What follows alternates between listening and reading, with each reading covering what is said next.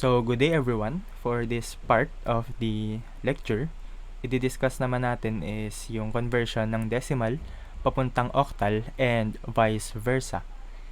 And we have to take note that yung process na gagawin natin dito is similar lang din sa pagko-convert ng decimal papuntang binary and vice versa. Pero instead na gumamit tayo ng divisor na 2, this time gagamit naman tayo ng divisor na 8. And ayun, without further ado, let's start. So, yan.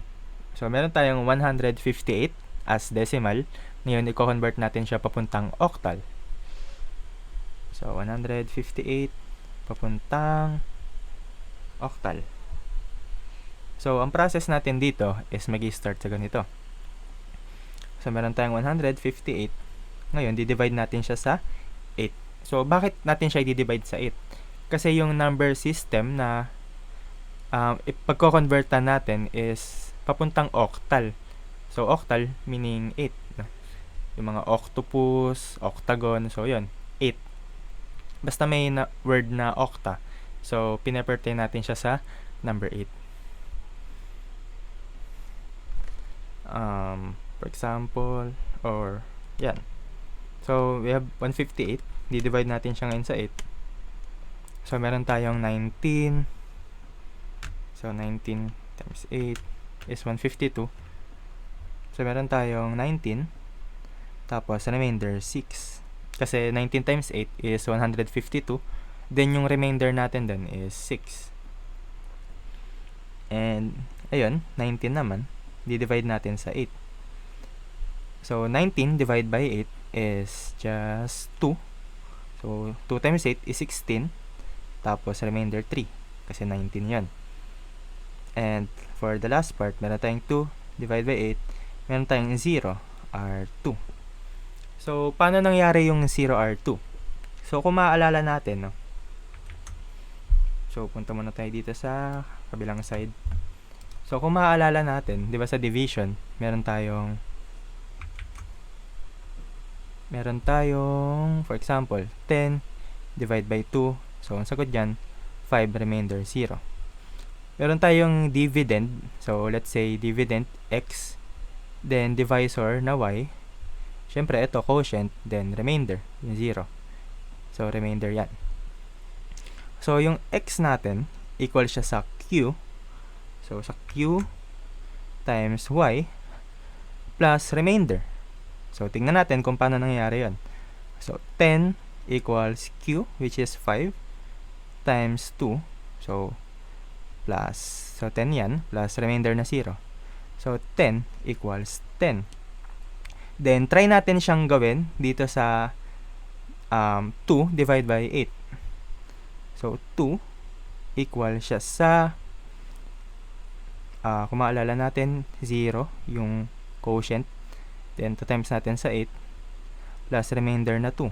So, ito, 0 na to. So, 2 equals 2. So, long story short, no, yung remainder natin is equal lang sa x minus q times y. So, in this case, meron tayong x na 2 minus, so, quotient natin is 0. Then, times natin siya sa y. So, ano yung y natin? 8. So, yung remainder na makukuha natin dito is just 2. So, ayun. Ganun lang siya nag-work for this part. So, bale, ang magiging sagot natin dito, so, kung matatandaan natin, ang pagbabasa nito is from bottom papuntang top. So, bale, kapag kinonvert natin siya papuntang octal, yung decimal number natin na 158, ang sagot is 2, 3, 6, and subscript na 8. And ngayon, yung 236 na octal natin, try natin siya i-convert sa decimal. Tingnan natin kung tama yung sagot natin. So, kung maalala natin, 6 times 8 raised to 0 lang to. Then, ito, 3 times 8 raised to 1. Then, 2 times 8 raised to 2. So, ito, 6 lang yan. Then, 24. Tapos, 64 times 2 is just 128. So, kapag tinotal, 128 plus 24 plus 6 is 158. So, yan. Na-convert na natin siya from octal papuntang decimal. And with that, na-confirm natin na tama yung sagot natin na 236 na may subscript na 8. So, lagay natin siya dito. 236. So, yan.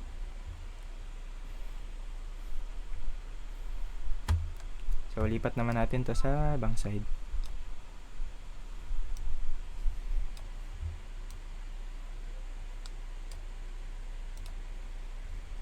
And next, 2456 na decimal. I-convert naman natin siya papuntang octal.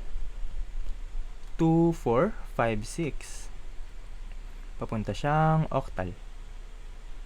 So, same process lang din. 2456. Divide mo sa 8. So, gamit ulit yung calculator para mas mabilis. So, 307. So, 307, remainder 0. And next, 307 naman. 2456 divided by 8. Tapos yan, 307. 307 divided by 8 is 38. Remainder 38 times 8. Remainder 3. And next, 38 naman. 38 divide natin sa 8 is 4. Remainder 4. Kasi 32, ay, mali pala, 6. 4 times 8 is 32. So, yan, tama, 6. Then, lastly, meron tayong 4 na di-divide natin sa 8. So, 4 is 0, remainder 4. So, yan. And, kagaya ng ginawa natin kanina, babasahin uli natin from bottom papuntang top. So, meron tayong 4, 6, 3, 0. And, tignan natin kung tama yung sagot natin by checking. So, paliitin lang natin to for a while para may space tayo. So, 4, 6, 3, 0. So, 0 times 8 is to 0. So, cancel na to. So, 3 times 8 raised to 1. 6 times 8 raised to 2. And 4 times 6. So, sorry, 8 raised to 3. So, meron tayong 24.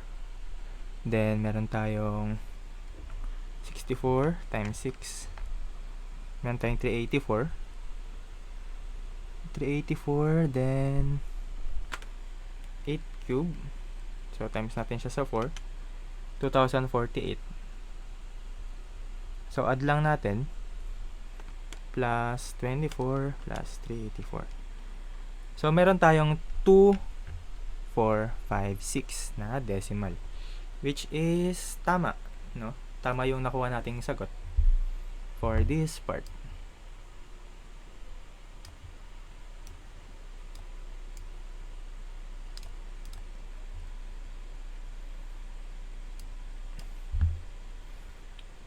So, 4630.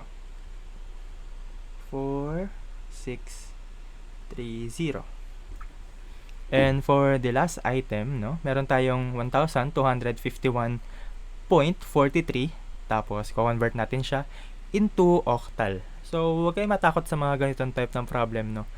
Gaya nga nung mga tinuturo sa atin, no, pag alam natin yung fundamental techniques or yun, yung mga fundamental ways ng pagsosolve ng problems, equations, mas mapapadali yung pagsosolve natin ng iba't ibang type ng tanong. So, ayun nga, kagaya ng paulit-ulit na sinasabi sa atin, no, practice lang ng practice para mas ma-expose tayo sa different types of questions. So, ayun, for the third item. So, kagaya lang to ng ginawa natin sa decimal. Sa decimal, 2 binary. So, ang step 1 natin is i-convert muna natin tong 1251 papuntang octal. Then, itong fractional part, sobrang dali lang nito. So, magta-times lang tayo na magta-times sa 8.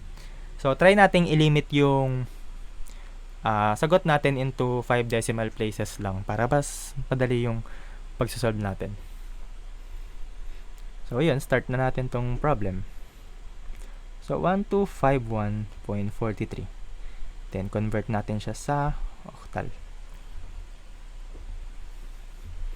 So, unang step, convert muna natin yung 1251 papuntang octal. So, 1251 divided by 8 is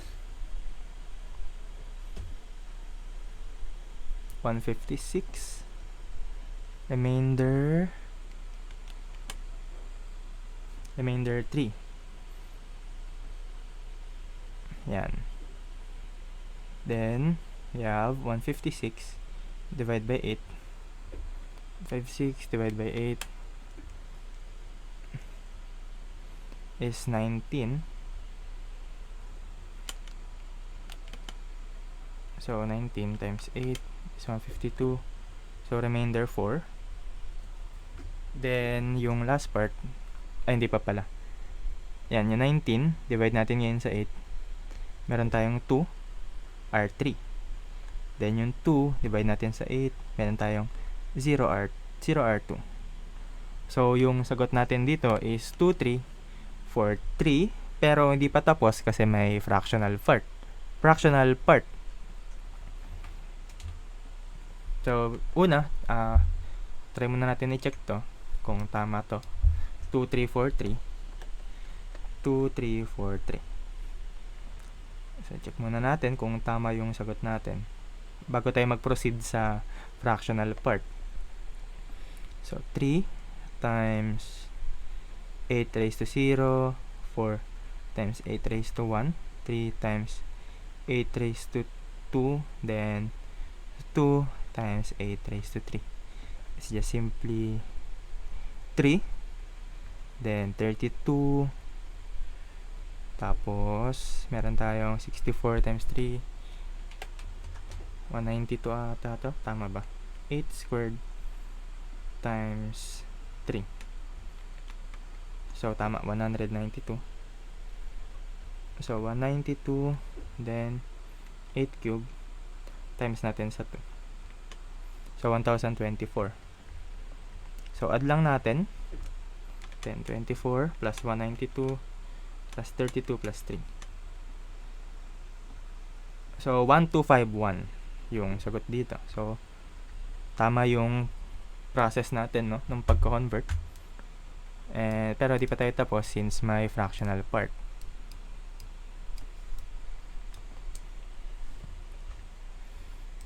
So, yung fractional part, simple lang naman to.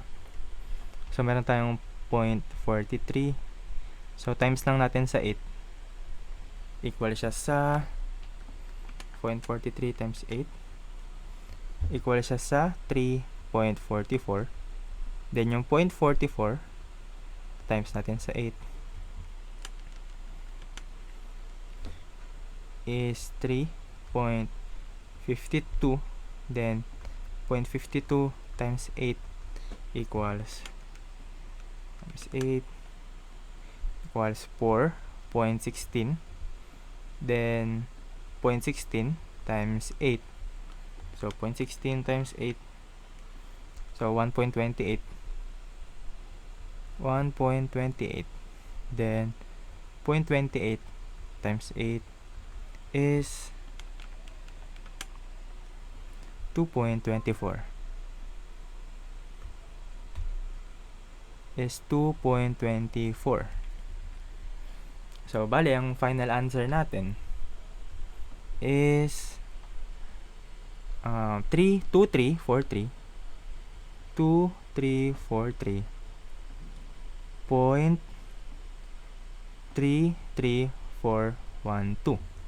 So, kapag sa fractional part, no, hindi na tayo magbabasa from bottom to top. So, magbabasa tayo from top na papuntang bottom. And try natin i-check kung tama tong decimal natin, no? Kung close ba siya dun sa 0.43 na gusto natin. So, kung hindi naman siya, parang, halimbawa, 0.41, okay lang yun kasi 5 decimal places lang naman yung ginamit natin. Pwedeng mas mahaba pa dyan yung gamitin natin para mas accurate or precise yung makuha nating sagot.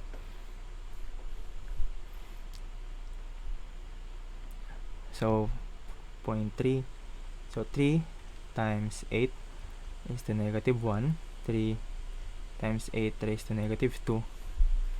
4 times 8 raised to negative 3. 1 times 8 raised to negative 4. And 2 times 8 raised to negative 5. So, add lang natin yan. 3 times 8, negative 1. 3 times 8 is to negative 2. Plus 4. Plus 4 times 8 raised to negative 3. So, kung may calcio kayo, pwede nyong gawin to. 1 times 8 raised to negative 4.